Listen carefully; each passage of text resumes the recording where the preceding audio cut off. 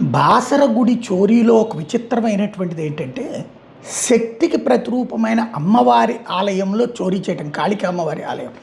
మహాలక్ష్మి ఆలయము, అట్లాగే సరస్వతీదేవి ఆలయం కాకుండా ఇక్కడ ఒక ఎత్తు. రెండవది, బంగారు నగల జోలికి పోకుండా వెండి కిరీటం తీసుకువెళ్ళటం అన్నటువంటిది. అది 4,00,000కి మించి ఉండదు. బంగారు నగలు భారీ కాస్ట్లీ. వాటి జోలికి వెళ్ళకపోవడం ఇది ఒక మిస్టరీ.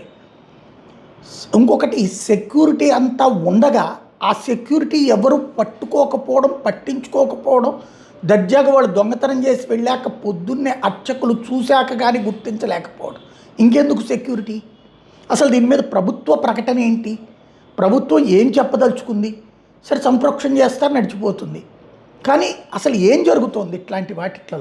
బాసర సరస్వతి ఆలయం దేశవ్యాప్తంగా కాదు, విదేశాల్లో ఉన్నటువంటి తెలంగాణ పౌరులే కాదు, తెలుగు పౌరులు అందరికీ కూడా అక్కడికి వాళ్ళ ఏదైతే మనకి చదివించాలనుకున్నప్పుడు చదువులకి సంబంధించినటువంటి సరస్వతీదేవి ఆలయం కింద అక్కడికి వెళ్తారు.